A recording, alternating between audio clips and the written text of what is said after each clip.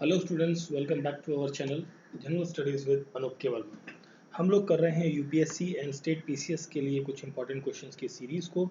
इस कड़ी में हम बात करते हैं 18 सेट्स हमने ऑलरेडी कवर कर लिए हैं। This is the 19th part of our this particular series. तो आज के क्वेश्चंस के अंदर हम स्पेसिफिकली स्टेट को लेकर थोड़ा सा कंसर्न करेंगे। जो स्टेट एग्जाम्स हैं उनमें किस टाइप के क्वेश्चंस आते हैं, और यहाँ पर हम इकोलॉजी के क्वेश्चंस को बेसिकली या साइंस के कुछ क्वेश्चंस को यहाँ पर कवर करेंगे। So this is the part 19th of our series. तो चलिए बढ़ते हैं आज के हमारे फर्स्ट क्वेश्चन की तरफ। तो हमारा पहला क्वेश्चन है, which of the following is essential for photosynthesis. Photosynthesis के लिए कौन सी चीज़ बहुत ही ज़्यादा महत्वपूर्ण है? तो क्लोरोफिल, कार्बन डाइऑक्साइड, ऑक्सीजन या वाटर। देखिए, फोटोसिंथेसिस के लिए सबसे ज़्यादा इंपॉर्टेंट है ऑक्सीजन की। ठीक है। अब फोटोसिंथेसिस क्या प्रोसेस होता है? इसमें क्या होता है कि जो प्लांट है, प्लांट सनलाइट, प्लांट हो गया, प्लांट प्लस सनलाइट और साथ में कार्बन डाइऑक्साइड, ठीक है, वो क्या करता है, यूज़ करता है और क्या क्रिएट करता है, क्रिएट करता है ऑक्सीजन को। ठीक है, प्लांट सनलाइट की प्रेजेंस में ऑक्सीजन को कंज्यूम करता है और रिलीज करता है कार्बन डाइऑक्साइड को एंड एनर्जी, प्लस साथ में क्या रिलीज करता है, एनर्जी को रिलीज करता है। एंड वो एनर्जी किस फॉर्मेट में होती है, शुगर के फॉर्मेट में होती है। In the form of sugar जो है वो एनर्जी जो है वो रिलीज करता है। ठीक है। और फोटोसिंथेसिस के अंदर कुछ और फेजेस होते हैं, जैसे कि एब्जॉर्प्शन ऑफ लाइट होता है, ट्रांसफर ऑफ इलेक्ट्रॉन्स है, production of ATP, ATP molecules का प्रोडक्शन भी आपको यहाँ पर देखने को मिलेगा, कार्बन फिक्सेशन भी देखने को मिलता है। तो क्वेश्चन का करेक्ट आंसर है option number C, oxygen. Next question है question number 2, air is a mixture, air is a mixture of many gases. बहुत सारी गैसेस की एयर जो है वो मिक्सचर होती है। Consider the following statement regarding the component of this mixture. देखिए, एयर के अंदर मोस्टली क्या है, आप इस तरीके से इसे समझ सकते हैं, इसका 79% हिस्सा किसका होता है, this belongs to the nitrogen. 79 और बेसिकली 78.09% आपका नाइट्रोजन होता है, और यहाँ पर जो ऑक्सीजन की क्वांटिटी है होती है 20.95%, अप्रॉक्सीमेटली 21% कहा जाए इसे। ठीक है, तो इतनी होती है। बाकी रेस्ट ऑफ द गैसेस जो है वो आपकी आती हैं 1% के अंतर्गत। ठीक है, तो oxygen and nitrogen together makes the 99% of the air, बिल्कुल करेक्ट है। The remaining 1% constitute of carbon dioxide and few other gases, water vapours and dust particles, जितने भी अदर चीज़ें हैं वो आपकी 1% के अंदर आती हैं। तो दोनों स्टेटमेंट आपकी यहाँ पर करेक्ट हैं। दैट मीन्स ऑप्शन सी हो जाएगा यहाँ पर क्वेश्चन का करेक्ट आंसर। ठीक है, जो एयर है वो कई सारी गैसेस से मिलकर बनती है, और अर्थ के सराउंडिंग में जो होती है उसे क्या कहते हैं हम, एक सिंपल टर्म है, that is called as a atmosphere. ठीक है। Next question, red worm are used in vermi composting. देखिए, वर्मी कंपोस्टिंग के अंदर रेड वर्म आपका यूज किया जाता है। ठीक है, अब ये जो रेड वर्म है इसके बारे में आपसे पूछा गया है। Red worm do not have teeth, बिल्कुल रेड वर्म के जो दांत हैं वो नहीं होते हैं बेसिकली यहाँ पर।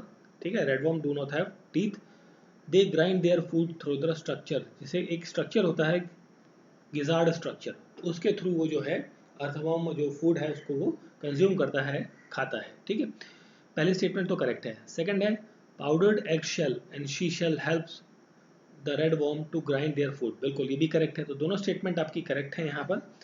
ठीक है, तो क्वेश्चन का करेक्ट आंसर हो जाएगा क्या, option number C, 1 and 2 both are the correct answers. ठीक है, वर्मी कंपोस्ट बेसिकली एक नेचुरल प्रोसेस है जिसके अंदर अर्थवर्म जो है, बेसिकली जो अर्थवर्म है, अर्थवर्म ये कन्वर्ट करता है जो वेस्ट मटेरियल है, वेस्ट मटेरियल को जिसका वेस्ट मटेरियल, ऐसा वेस्ट मटेरियल जिसकी रिजिड स्ट्रक्चर है, रिजिड स्ट्रक्चर है, और उसे किस में कन्वर्ट कर देता है, कंपोस्ट के अंदर। कंपोस्ट दैट मीन्स खाद के अंदर उसे कन्वर्ट कर देता है। ठीक है, तो ऑप्शन सी यहाँ पर क्या हो जाएगा क्वेश्चन का correct answer.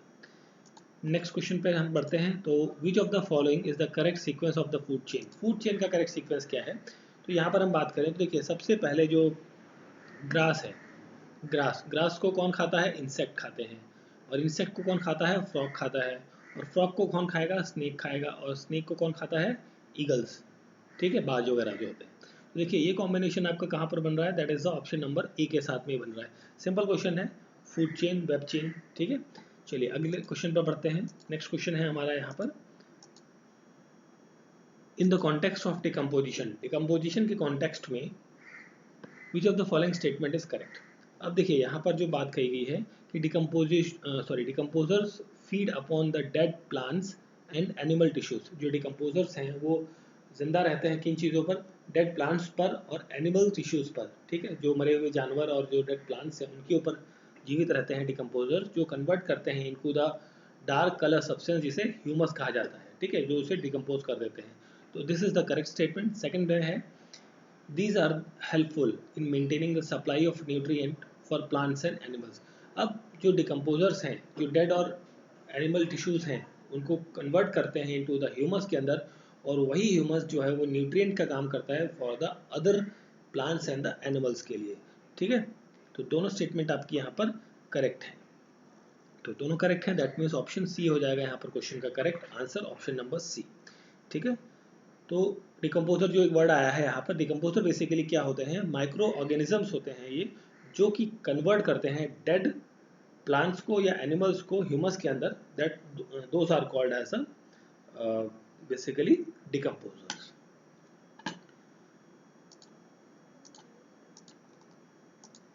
Consider the following statement and choose the correct statement. आपको बतानी है यहाँ पर कई सारी स्टेटमेंट्स हैं रिलेटेड टू द सॉइल। तो फर्स्ट स्टेटमेंट है बेस्ट टॉप सॉइल जो है होती है वो मतलब जो सॉइल है, जैसे ये आपका सॉइल स्ट्रक्चर है, ये टॉप सॉइल हुई, ठीक है, ये कोर हो गया आपका टॉप सॉइल, फिर उसके नीचे की सॉइल, उसके नीचे की सॉइल, इस तरीके से स्ट्रक्चर होता है सॉइल का। तो जो टॉप की सॉइल होती है, जो ऊपर की लेयर होती है, परत होती है,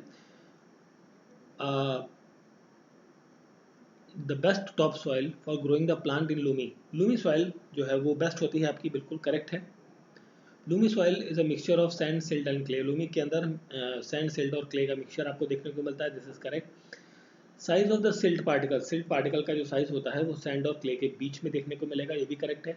Sandy soil is suitable for growing wheat and grass, wheat, gram and paddy, नहीं ये गलत है। सैंडी सॉइल जो है बेसिकली आपका जो कॉटन होता है, ठीक है, कॉटन, कॉटन की प्रोडक्शन के लिए काफ़ी अच्छा होता है, ना कि कॉटन बेसिकली यहाँ पर यूज़ किया जाता है फॉर दिस वन पर्पस। और यहाँ पर वीट, ग्राम और इसके लिए हम बात करें तो यहाँ पर लूमी सॉइल विद ह्यूमस जो आपकी सॉइल होगी वो काफ़ी अच्छी होती है wheat and grass and paddy के लिए, ठीक है। तो फोर्थ पॉइंट आपका गलत है, बाकी तीनों सही हैं, that means option number B हो जाएगा यहाँ पर करेक्ट आंसर, ठीक है। चलिए आगे बढ़ते हैं नेक्स्ट क्वेश्चन की तरफ।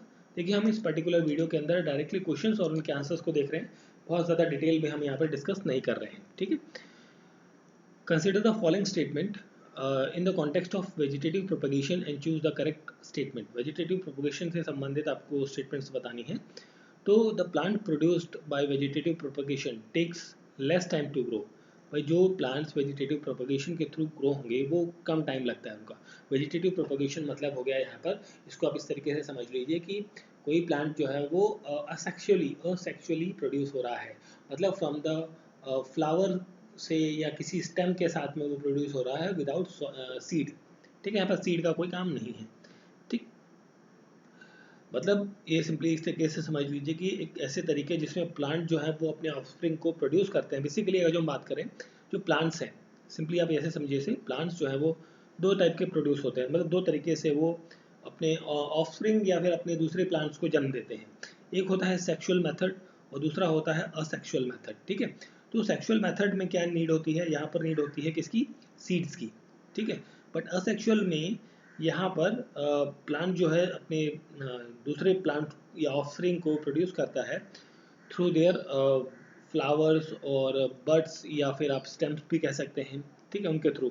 यहाँ पर सीड्स का इस्तेमाल नहीं होता है, स्पेशली हम बात करें सीड्स का इस्तेमाल नहीं होता है। Plant produce by their seed bear flower earlier than those produce from the vegetative propagation. So ये स्टेटमेंट आपकी थोड़ी गलत है यहाँ पर, ठीक है। तो सेकंड स्टेटमेंट गलत है, फर्स्ट सही है, दैट मीन्स ऑप्शन ए यहाँ पर करेक्ट आंसर होगा, only one statement is the correct one, ठीक है। नेक्स्ट क्वेश्चन पर आते हैं। Consider the following statement in terms of the fertility in various organism. Fertility से संबंधित आपका पूछा गया है। तो यहाँ पर हम बात करें तो production in yeast takes place through budding.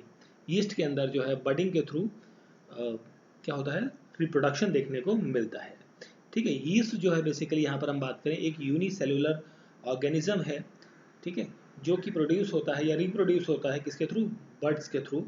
ये एक स्मॉल बल्ब लाइक स्ट्रक्चर होता है, ठीक है, बल्ब जैसा होता है ना छोटा सा बल्ब, ये इस टाइप का, इस स्ट्रक्चर में इस टाइप का होता है, ये बल्ब लाइक स्ट्रक्चर होता है जो कि ईस्ट के किसी पार्ट से आपका निकल के बाहर आता है, ठीक है, तो उसे हम कहते हैं बेसिकली बड, ठीक है।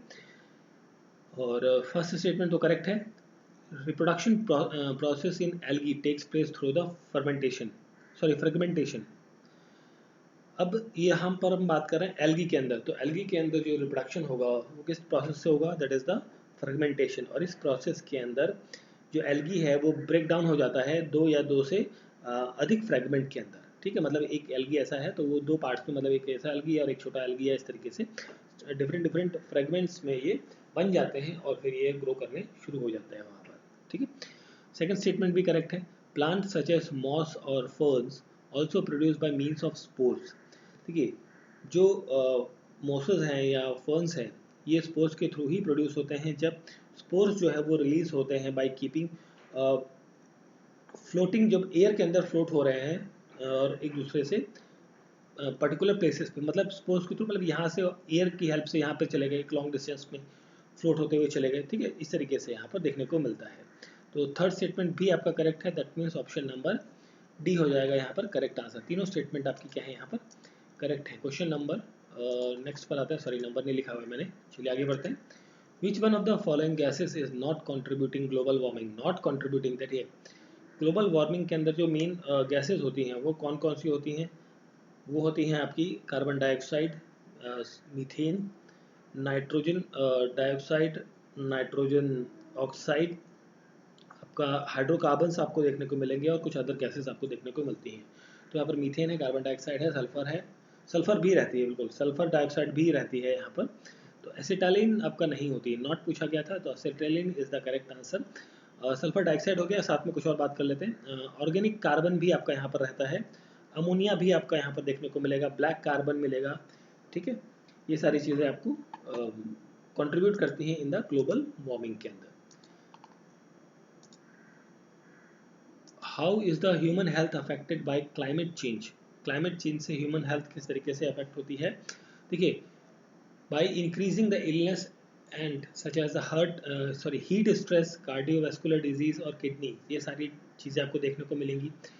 तो बाय इंक्रीजिंग रेस्पिरेटरी इलनेस भी आपको देखने को मिलेंगे like asthma and allergies, by increasing insect borne infection such as dengue fever भी आपको देखने को मिलेगा। तीनों चीज़ें मिलेंगी, दैट मीन्स क्वेश्चन का करेक्ट आंसर क्या हो जाएगा, all of the above options are correct, ठीक है। ये सारी जो है वो क्लाइमेट चेंज या स्पेशली हम बात करें ग्लोबल वार्मिंग की वजह से डिजीज होती है, ठीक है। अब डब्ल्यू एच ओ के अकॉर्डिंग 2030 से लेके 2050 तक 2050 तक, ठीक है, क्लाइमेट चेंज की वजह से हर साल लगभग 2.5 लाख लोग, 2.5 लाख लोगों की जो है वो डेथ जो है वो होगी, ठीक है। ये एक अनुमान है, एडिशनल डेथ होगी ये, basically these are the additional death by the 2030 to 50 because of this climate changes globally, not एक पर्टिकुलर कंट्री के अंदर, पूरे ग्लोब के अंदर basically. World wetland day is observe on, world wetland day जो है वो आपका ऑब्जर्व किया जाता है 2 फरवरी को हर साल। और इस दिन साइन हुआ था convention on wetland of international importance. Basically यहाँ पर रामसर कन्वेंशन की हम बारे में बात कर रहे हैं। ये आपका रामसर जो जगह है, रामसर कहाँ पर है, ईरान के अंदर है। इस ईरान के अंदर इस प्लेस पर 2 फरवरी 1971 को ये कन्वेंशन साइन होता है फॉर कंजर्विंग और preservation of this wetland areas, ठीक है। तो 2 फरवरी को ये सेलिब्रेट किया जाता है। नेक्स्ट क्वेश्चन के बारे में बात करते हैं, तो हमारा नेक्स्ट क्वेश्चन है यहाँ पर, which state of India has the maximum number of Ramsar site. देखिए सबसे ज़्यादा नंबर ऑफ रामसर साइट्स आपको तमिलनाडु के अंदर देखने को मिलेंगी, यहाँ पर लगभग 14 रामसर साइट्स आपको देखने को मिलती हैं, ठीक है। भारत ने हाल ही में 75 रामसर साइट्स जो है वो इन टोटल आपको देखने को मिलेंगे पूरे देश के अंदर। तमिलनाडु के बाद हम बात करें, यहाँ पर सेकंड नंबर पर उत्तर प्रदेश आता है। उत्तर प्रदेश के अंदर 10 रामसर साइट्स आपको देखने को मिलती है, ठीक है। तो ऑप्शन नंबर 1 यहाँ पर जो होगा बेसिकली करेक्ट आंसर होगा। नेक्स्ट क्वेश्चन पर पढ़ते हैं, तो नेक्स्ट क्वेश्चन है हमारा, an endemic rare and endangered species brow antler antlered deer, ठीक है, ब्रो एंटलर्ड डियर, इसे कहते हैं sangai. In which state it is found, ये आपको देखने को मिलती है, ये जो बेसिकली संगाई है ये देखने को मिलेगी इन द मणिपुर के अंदर, मणिपुर, ठीक है। ये मणिपुर का एक जो मतलब बेसिकली यहाँ का जो स्टेट एनिमल है वो भी यही है, ठीक है। इसका कॉमनली यहाँ पर ब्रो एनल्टर्ड डियर के नाम से इसे जाना जाता है, ठीक है। और ये स्पेशली मार्शी लैंड के अंदर देखने को मिलता है, मार्शी वेटलैंड्स के अंदर, जो कि आपको कहाँ देखने को मिलेगा, लोकटक लेक का जो इलाका है बेसिकली, केवल लामजाओ का जो वेटलैंड एरिया है वहाँ पर आपको ये देखने को मिलता है, ठीक है। और इसे लोकली इस पर्टिकुलर संगाई को लोकली जो है वहाँ पर पुमडी, पुमडी के नाम से जाना जाता है, पुमडी, ठीक है, पुमडी के नाम से इसे जाना जाता है लोकली।